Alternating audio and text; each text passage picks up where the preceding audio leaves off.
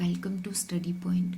तो last video में हमने देखा था कि किस तरह से जो मुग़ल शासक थे उन लोगों ने जो हमारे हिल्स एरियाज़ हैं हिमाचल प्रदेश के कांगड़ा फोर्ट को जीतने के लिए कितने उन्होंने इन्वेजन्स किए, वो सारी चीज़ें हमने देखी। जो अकबर थे, हमने बाबर के बारे में पढ़ा, हुमायूं के बारे में पढ़ा, अकबर के बारे में पढ़ा। जो अकबर थे वो भी कांगड़ा फोर्ट जीतने में नाकाम रहे थे। उसके बाद आए थे जहांगीर, अकबर के बेटे।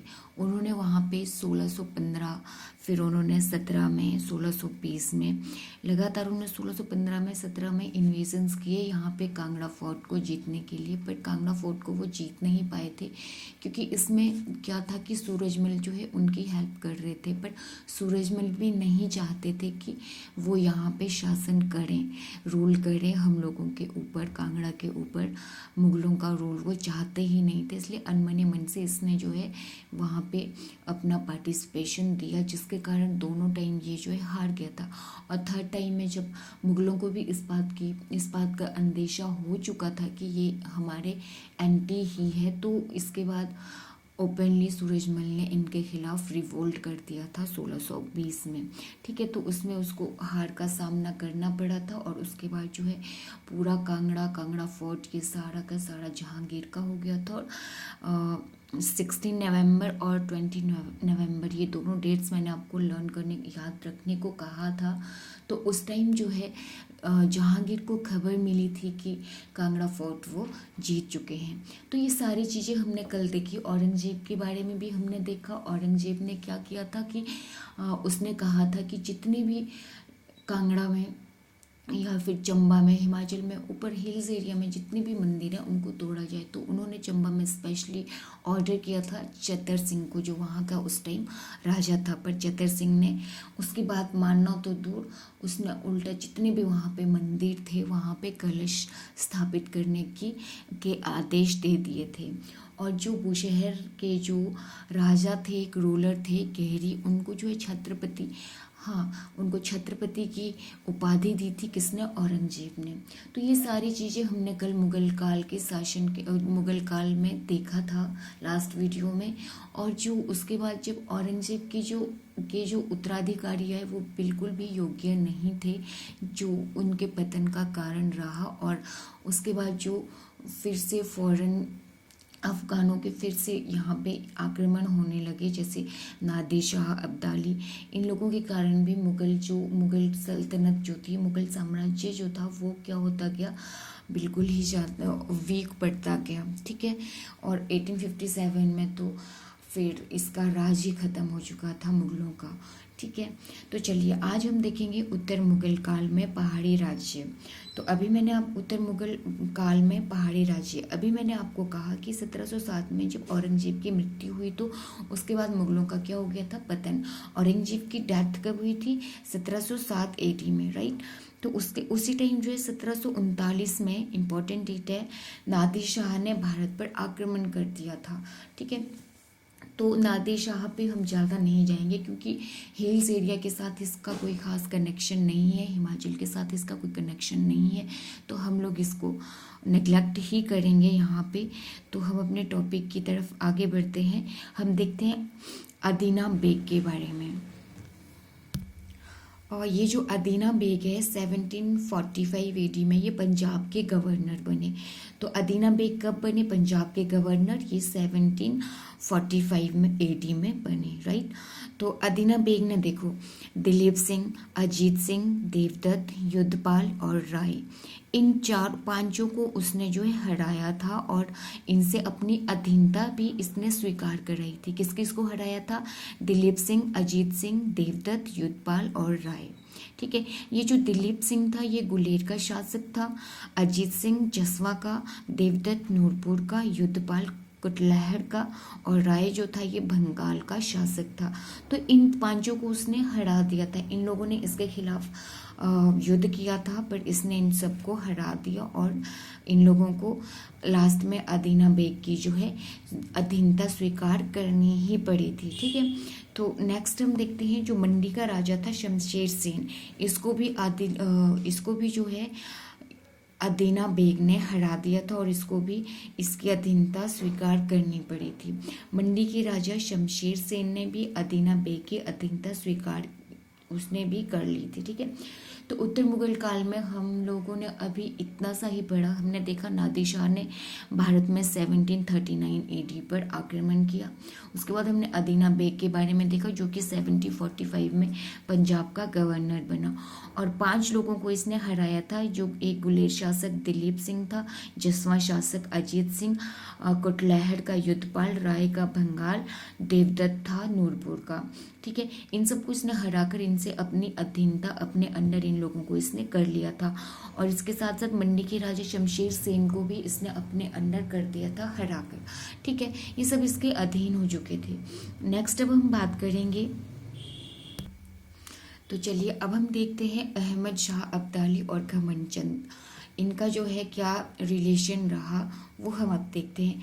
ये जो अहमद शाह अब्दाली है ये एक अफ़गानी था, अफ़गान का शासक था। ये बहुत ही शक्तिशाली ये रूलर था। ठीक है, तो इसने क्या किया, जो मुग़ल है, हाँ एक बात ध्यान रखना, ये जो मुग़ल थे इन लोगों ने देखिए पंजाब को हर तरीके से कंट्रोल में रखा था। ठीक है, वहाँ पे इनका दबदबा बिल्कुल अच्छे से था क्योंकि हिल्स एरिया में इन्होंने अपना नॉर्थ की पूरी साइड ही इन्होंने बिल्कुल अपने कंट्रोल में रखी थी। ठीक है, तो अहमद शाह अब्दाली ने क्या किया, 1748 से 1788 के बीच में इन्होंने जो है 10 बार इसने आक्रमण किया, कहाँ पर, पंजाब पर। ठीक है, अहमद शाह अब्दाली ने 1748 से 1788 ईस्वी के बीच 10 बार पंजाब पर आक्रमण किया, जिससे मुगलों की क्या हो गई, कमर ही टूट गई, एकदम कमज़ोर हो गए थे वो लोग। ठीक है, अब 10 बार बैक टू बैक उन पे आक्रमण हुए जा रहे हैं। इतने सारे इन्वेजन्स होने के बाद क्या हुआ था कि वो बिल्कुल ही वहाँ पे क्या हो गए थे, वीक पड़ गए थे। और देखिए ये जो घमंडचंद है ये कांगड़ा का रूलर था उस टाइम। घमंडचंद जो है बहुत ही ज़्यादा चालाक था, उसको पता था कि जो ये मुग़ल है ये अभी अहमद शाह अब्दाली के बीच के साथ जो है बिल्कुल युद्ध में व्यस्त हैं, उनका हमारी तरफ कोई ध्यान ही नहीं है। तो इसने हिमाचल के कांगड़ा के बहुत सारे और पंजाब के बहुत सारे एरियाज़ को अपने अंडर करना शुरू कर दिया था। ध्यान दो, लास्ट टाइम मैंने आपको बताया था जगत सिंह जो कि सूरजमल का भाई था, उसने भी बड़ी चतुराई से क्या किया था कि उसने मुग़लों का साथ दिया था, क्योंकि उसको पता था कि मुग़ल बहुत ही शक्तिशाली है यहाँ पे, उस टाइम में जो है बहुत ही शक्तिशाली थे। तो उसने फटाफट उनका साथ दे दिया था, जिससे कि मुग़लों की उसको हेल्प मिल गई थी और वो पूरे कांगड़ा का क्या बन गया था, रूलर बन गया था। ठीक है, और वो काफ़ी शक्तिशाली राजा वहाँ पे बन गया था।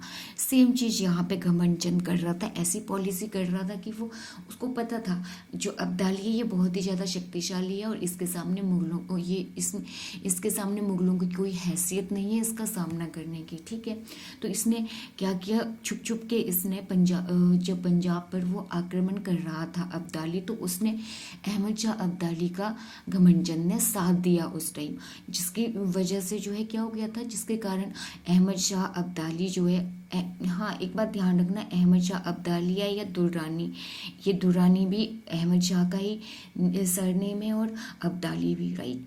तो इसमें कंफ्यूज नहीं होना है। ठीक है, तो घमंडचंद ने जो है बिल्कुल कॉन्फिडेंस में ले लिया था अब्दाली को और अब्दाली ने हर जगह उसकी क्या कर दी थी, कर रहा था, अब उसकी हेल्प कर रहा था। अब इसी की मदद से देखो, अहमद शाह अब्दाली की मदद से ये पंजाब का गवर्नर भी बना। घमंडचंद कांगड़ा का जो कि रूलर था ने इनके बीच के युद्ध का फ़ायदा उठाया और पंजाब का गवर्नर बन गया, राइट। कांगड़ा और दोआब क्षेत्रों पर भी इसने पूरे तरीके से क्या कर लिया था, कब्जा कर लिया था। कहाँ पे कर लिया था, कांगड़ा और दोआब। इसके साथ सतलुज से रावी तक इसका बिल्कुल एक छत्र राज हो चुका था। कहाँ से, सतलुज से लेके रावी तक। कांगड़ा और दोआब भी इसके अंडर आ चुका था और सतलुज से रावी तक तो अब इसका ही राज चल रहा था। ठीक है, अहमद शाह अब्दाली ने इसे जालंधर दोआब का नाजिम बना दिया। अब अहमद शाह अब्दाली का ये वफादार बन चुका था और उसने, अहमद शाह अब्दाली ने क्या किया कि इसको जालंधर दोआब का नाजिम बना दिया। अहमद शाह अब्दाली द्वारा इसको जो है महाराज की उपाधि दी गई। इम्पोर्टेंट फैक्ट है कि अहमद शाह, हाँ इस तरह से क्वेश्चन पूछा जा सकता है कि घमंडचंद को महाराज की उपाधि किसने दी, तो वो दी थी अहमद शाह अब्दाली। और ये वो वाला जो लास्ट टाइम मैंने आपको एक फैक्ट बताया था कि छत्रपति जो केरी है, केरी सिंह को पूछा है, रियासत के वो राजा थे, रूलर थे, उनको छत्रपति की उपाधि किसने दी थी, औरंगजेब ने। तो और इनको दी थी महाराज की उपाधि अहमद शाह अब्दाली ने। ठीक है, तो इतना सा ही है, यहाँ से मैक्सिमम जो भी क्वेश्चंस बनेंगे यहाँ से इतने ही बनेंगे। तो ये था हमारा पूरा मुगल काल और उत्तर मुगल काल। उत्तर मुगल काल में भी इतना ही है, इससे ज़्यादा आपको पढ़ने की ज़रूरत भी नहीं है। आई थिंक ये इनफ है। तो हमने आज क्या देखा कि जितने भी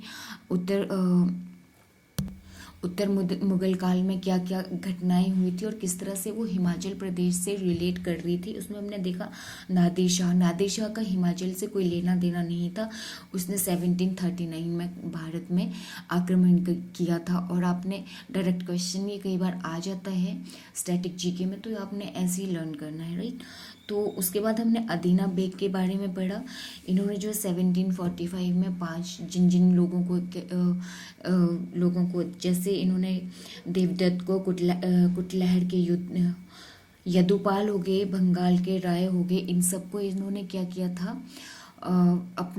अपनी अधीनता स्वीकार करवाई थी। और मंडी का भी एक शासक था, मंडी रियासत का, उसका नाम था शमशेर सेन। उसको भी इसने क्या बना लिया था, उससे भी अपनी अधीनता स्वीकार करवाई थी। उसके बाद हमने अहमद शाह अब्दाली और घमंडचंद के जो रिलेशन रहे आपस में, वो चीज़ें हमने पढ़ी back to back. Ahmad Shah Abdali ने 1748 से लेके 88 तक जो है बैक टू बैक 10 बार जो है इन्होंने यहाँ पे पंजाब हिल स्टेट में जो है आक्रमण किया। ठीक है, जिससे कि मुगल बिल्कुल ही कमज़ोर हो चुके थे। और इसी बात का फ़ायदा किसने उठाया था, घमंडचंद ने। ठीक है, जो कि कांगड़ा का एक रूलर था और इसी का फ़ायदा उठाकर वो पंजाब का गवर्नर भी बना। और उसने कांगड़ा और दोआब के क्षेत्रों पे भी क्या कर लिया था, कब्जा कर लिया था। साथ ही साथ इसने सतलुज से रावी तक भी अपना कब्जा कर लिया था। एक छत्तीस का राज हो गया था। और अब्दाली ने इसको जो है जालंधर दोआब का नाजिम भी बना लिया था। ऊपर से इसको उपाधि भी दी थी, अब्दाली ने दे दी थी महाराज की। तो ये था आज के लिए, एंड आई होप आपको समझ आ रहा होगा। तो मिलते हैं नेक्स्ट वीडियो में, तब तक के लिए बाय बाय।